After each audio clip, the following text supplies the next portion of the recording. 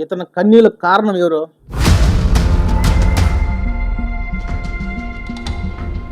మన వాళ్ళకు మన వాళ్ళే శత్రువులు, ఎవరో కాదు. అరే ఏజెంట్లారా, మోసాలు చేసే బదులు అడుక్కొని తినండి రా, బతుకుతారు.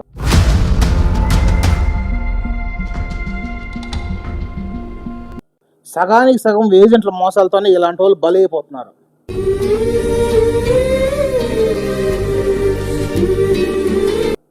మన ఫ్యామిలీ బాగుండాలి, మన కుటుంబం బాగుండాలి, మన భవిష్యత్తు బాగుండాలి, మన పిల్లల భవిష్యత్తు బాగుండాలి, మనము బాగుండాలి. ఒక చిన్న చిన్న ప్రేమ స్వార్థం రాది.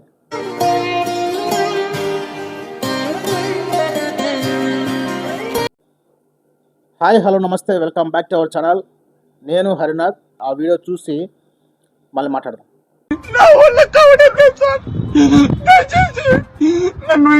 నన్ను కాపాడండి సార్. సౌదీలో అనంతవాసి కన్నీరు. అనంతపురం అర్బన్ ఆజాద్ నగర్ కు చెందిన నిజాం 2 నెలల క్రితం డ్రైవర్ పనికై సౌదీ దేశానికి వెళ్లాడు. అక్కడ యజమాని రోజు వేధిస్తున్నాడని, ఆహారం ఇవ్వకుండా బయటకు తోసేశాడని కన్నీళ్లు పెట్టుకున్నాడు.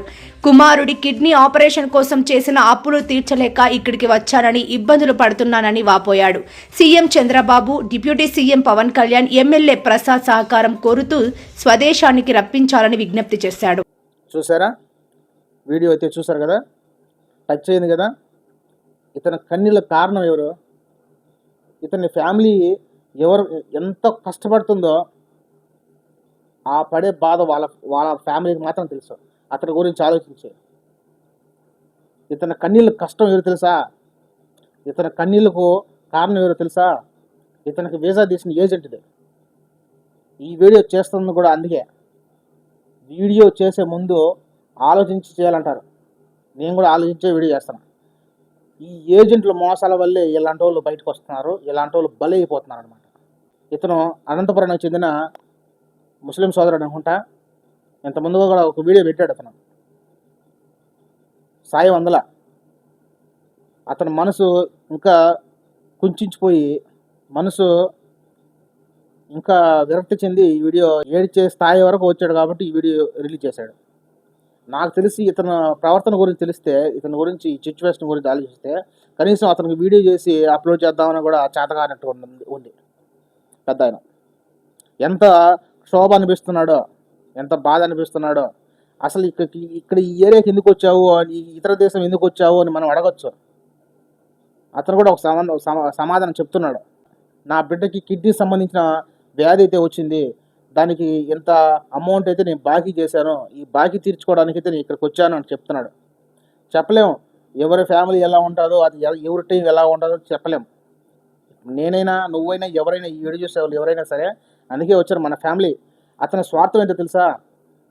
ఇంటికాడ మనము ఏ పని బాట లేకుండా ఇంటికాడినప్పుడు మన మీదకి వచ్చే అప్పులలో, మన ఇంట్లో ఏమైనా బాగాలేకుండా హాస్పిటల్కి వెళ్తే డబ్బులు ఖర్చులు, డబ్బు విలువ, అప్పులో ఇంటి మీదకి వచ్చినప్పుడు, ఇంకా డబ్బు అవసరం పడినప్పుడు, బాగిలో వచ్చి చుట్టుపట్టినప్పుడు,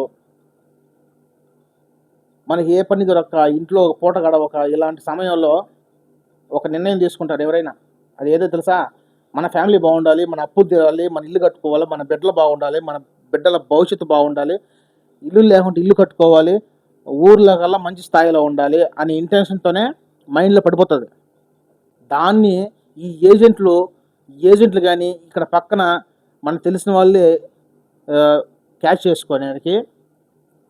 చేసుకోవడానికి వీసా తీస్తామని చెప్పి ఒక చిన్న ఆశ, ఒక రాయి వేస్తారు. ఆ రాయికి వీళ్ళు పడిపోతారు అనమాట.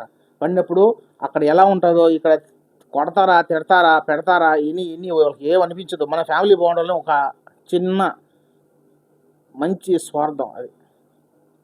అందుకోసమే ఇలాంటి వాళ్ళు ఇక్కడికి వస్తారు. ఇతనే కాదు, ఇలాంటి వాళ్ళు చాలా వరకు చాలా ఏళ్ళ నుంచి ఇక్కడే మగ్గిపోయి, ఇక్కడే ఉండి ఆరోగ్యం సరిలేక, ఇంటికాడ ఫ్యామిలీని పోషించలేక, ఇంటికి వెళ్ళేది చేతగాక, అతని కష్టాలు దిగమింగ్ కొన్ని ఫ్యామిలీ కోసం నా ఫ్యామిలీ బాగుండాలి అని చెప్పి ఇక్కడికి మగ్గిపోయి చివరికి చనిపోయే స్టేజ్లో ఇంటికి వెళ్తారు. ఒక 10 రోజులు, ఒక 2-3 నెలలు ఉంటారు, చనిపోతారు. మీకు దండం పెట్టి చెప్తున్నాను తల్లి, ఆడవాళ్ళు కానీ మగవాళ్ళు కానీ, వీసా తీసేటప్పుడు మీకు మాట్లాడే దమ్ము, శక్తి, ఇంకేమైనా డాష్ ఇలాంటివి ఏమైనా ఉంటే ఆలోచించి 1కి 10 సార్లు ఆలోచించి అక్కడ ఇక్కడ చేసుకోగలుగుతాడా లేదా అని ఆలోచించి మాత్రమే వీసా తీయండి అమ్మా, ఏదో చేయండి అయినా. ఇంటికాడ అదే ప్లేస్లో మనం ఉండి చూస్తే ఆ బాధ అనేది మనకు అర్థమవుతుంది.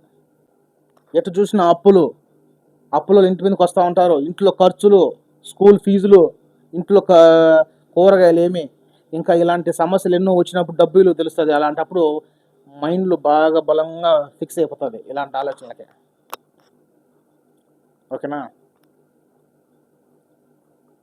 ఈ ఏజెంట్లను, అరే ఏజెంట్లారా, మీరు ఆ ఒక్క వీసాతో ఒక 10 రూపాయలు 20 రూపాయలు వస్తుంది. ఆ 20 రూపాయలు 30 రూపాయలు మీకు తీసుకున్న తర్వాత మీ ఫ్యామిలీకి అరుగుతుందా ఫుడ్? అతని కన్నీళ్ళు ఏడ్చుకుంటా ఉంటే మీరు తింటా ఉంటే అది ఇప్పుడేమో హ్యాపీగా ఉంటుంది, చివర్లో కొడుతుంది తిరిగి కర్మ. ఎప్పుడైనా సరే అతను బాధ పెట్టి మీరు ఫుడ్ కడుపున ఉంటే అది ఒంటికి పట్టదు. వీసా వచ్చిందని చెప్పి సంకలు గుద్దుకొని ఇంటికాడ మెడికల్ చేసుకోవడానికి ఇంటికి మెడికల్ సెంటర్కి అక్కడ ఫెయిల్. అక్కడ వాళ్ళు చేసే ఆగడాలు మోసాలు తట్టుకోలేకుంటే అదొకటి. ఎలాగో కష్టాలను తీర్చుకొని ఇక్కడికి వచ్చాము, పాస్ అయ్యాము, ఇక్కడికి వస్తే వీళ్ళతో ఇదొక బాధ. ఓకేనా? ఎనీహో ఏదైతే ఏమి మనం చేసేది ఏం లేదు, వీడియో చేయడం తప్ప. దానికి సంబంధించిన వ్యక్తులు ఎవరైనా ఉంటే అధికారులు కానీ ఇలాంటి వాళ్ళు కానీ దయచేసి అతను ఎవరో ఒకప్పుడు చేసి ఎడారిలోంచి పారిపోయని చెప్పి అతనికి హెల్ప్ చేశారు, ఇక్కడ ఎవరో ఒక ఇదే మధ్య చేసిందని చెప్పి ఆమెకు హెల్ప్ చేశారు, ఇలాంటి వాళ్ళు చాలా వరకు చేశారనమాట. డిప్యూటీ సీఎం గారు పవన్ కళ్యాణ్ గారు, అలాగే నారా లోకేష్ గారు, నారా చంద్రబాబు నాయుడు గారు, ఇలాంటి వాళ్ళు చాలా వరకు మనకు హెల్ప్ చేస్తూనే ఉన్నారు పార్టీ తరఫున కానీ. ఓకేనా? వీడియో చూసి తనకు సంబంధించిన అధికారులతో సంప్రదిస్తే అతని ఫ్యామిలీ దగ్గరికి చేర్చినామంటే అడుక్కొనైనా తింటాడు అతను. మొన్న మామూలుగా వీడియో చేసి అప్లోడ్ చేశాడు, ఈరోజు నేల మీద పడుకునే స్టేజ్కి వచ్చేసాడు ఆయన. చాలా అంటే చాలా బాధ అనిపించింది. వీసాలు తీసేటప్పుడు మరీ చెప్తున్నా, వీసాలు తీసేటప్పుడు కనుక్కొని మీకు ఫుల్ ఇన్ఫర్మేషన్ మీ దగ్గర ఉంటే తప్ప వీసాలు తీయకూడదు. మన వాళ్ళకు మనోళ్ళే శత్రువులు. మొత్తానికి డిప్యూటీ సీఎం పవన్ కళ్యాణ్ గారు, అలాగే నారా లోకేష్ గారు, అలాగే నారా చంద్రబాబు నాయుడు గారు మన సీఎం చాలా వరకు మన తెలుగు వాళ్ళు ఎక్కడున్నా కష్టపడినా కానీ తక్షణమే రెస్పాన్స్ అయ్యి సోషల్ మీడియా ద్వారా ఎంతోమందిని ఆదుకుంటున్నారు. ఈ సోదరుని కూడా ఆదుకోవాలని మనస్ఫూర్తిగా కోరుకుంటున్నా. అతని ఫ్యామిలీ వరకు చేర్చే బాధ్యత మీరు తీసుకోనన్నా. వాళ్ళే కాదు, ఈ వీడియో షేర్ చేస్తే అలాగే వాళ్ళ ఫ్యామిలీ వరకు చేస్తే మీకు ఎంతకన్నా రుణపడి ఉంటాడు అతను. మనం ఏం చేయలేము, ఇక్కడ ఇతర దేశంలో ఉన్నాం కాబట్టి ఒక వీడియో చేస్తే వీడియో రూపం మాత్రమే చేసి సాయం అడుగుతామే తప్ప ఇతరులకు ఏం చేయలేము. ఇంతకన్నా ఈ విధంగా అతనికి సాయం చేస్తారని మనస్ఫూర్తిగా కోరుకుంటూ సెలవు తీసుకుంటున్నా. దయచేసి సహకరించండి. ఓకేనా?